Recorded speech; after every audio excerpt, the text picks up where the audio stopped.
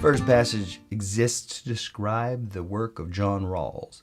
And think for a moment about the structure of this passage. She starts by saying, to understand John Rawls, we must first understand where he's coming from. So you get the obligatory background paragraph, and then the question, if we reject utilitarianism, how can we know what justice requires? And then the answer, a fair procedure. And that leads to the next question. Well, what's a fair procedure? And then the answer, the position of ignorance. What's the position of ignorance? What John Rawls calls the original position. That is, if you didn't know who you were in life, what would you think would be best?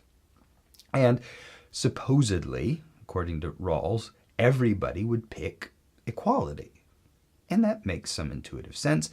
And then the author finishes with, a last question, though, the last sentence. Unfortunately, this is inherently redistributionist. I mean, we are not born equal. So if we want to achieve that equality, we're going to have to take away from some people in order to give to others. All right, well, that's the passage. And notice that my reading is very big picture. All right, so we're concerned here with why these answers are correct. Question number 1, Rawls uses which of the following devices to explain his theory? And it has to be something the passage says. And this seemed like maybe the easiest question on the whole test. Like, what did Rawls do? He used a thought experiment. The author used those words in line 36. All right. Question 2, what's the purpose of the question in lines 6 through 8? That question in lines 6 through 8, at first sight, utilitarian seems plausible. At first sight, it seems plausible. Dash, let me elaborate. And there's the function of the dash, let me elaborate. What else should we do? So what's the purpose of that question? It's to elaborate on the idea that, at first sight, utilitarianism seems plausible. To suggest the intuitive, at first sight, plausible appeal of utilitarianism. Question 3, the author's primary purpose in the passage. The author's primary purpose in the passage. So we have a whole passage. We have 53 lines, 51 lines of text describing John Rawls' theory, setting it up from the beginning to describe John Rawls' theory and describing it, and then one sentence bringing up a con. And I say that in order to make plain that there is no way that D is the right answer.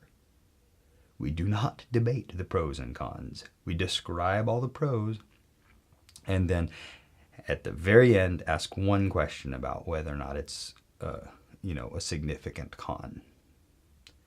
So just because the author did something, brought up pros and also cons, does not mean that is her primary purpose. What did the author do throughout the whole passage? And here the author throughout the whole passage described John Rawls' theory. And that's why answer choice B is correct. For question 4, something that both the author and Rawls would agree. This isn't something we make up. It isn't something we pull out of whole cloth. There has to be direct textual support. I'll start in line 10, 11. Suppose executing an innocent person will appease a mob. That's on its face. You know that the author has to be against that. But we don't have to take it on just its face because she explicitly says, incredibly, unbelievably, a utilitarian would have to endorse the execution. The author is against that idea of appeasing the many by trampling the few. Rawls, in the next sentence, Rawls accordingly complains. What do both Rawls and the author believe? That it is wrong to hurt one person just to make a bunch of people happy. Or A, there are situations in which it is permissible to treat the fulfillment of one person's preferences as more important. What situations? The situation where the person doesn't want to be executed. The innocent person doesn't want to be executed. Then it would be okay to treat that person's desire not to be executed as more important than the mob's desire to see him strung up.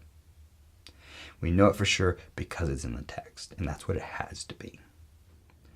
So for question 5, how does the author feel about Rawls? And she loves him, mostly. Line 19, he's ingenious. Line 26, he's clever.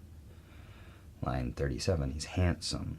Like, no, that's not. But at the end, in line 51, unfortunately, this is an inherently redistributionist idea.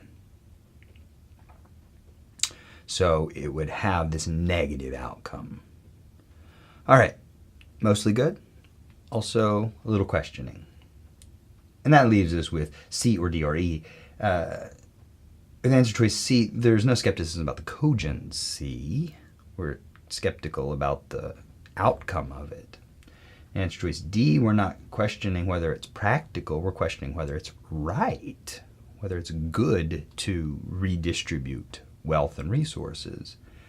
Answer choice E, ingenuity, perfect. Some of its implications. What implications? The implication that you'd have to redistribute resources. Beautiful. Finally, question 6. The claim in line 49 to 51 is that any individual in the original position would agree that everybody should get at least a minimum amount.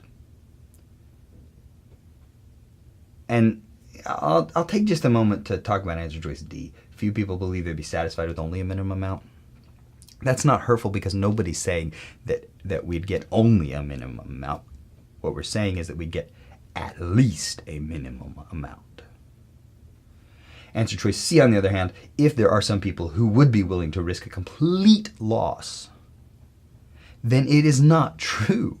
I mean, that is devastating to Rawls' argument, because Rawls' argument was that every single person in the world would agree that everyone should get at least a minimum amount.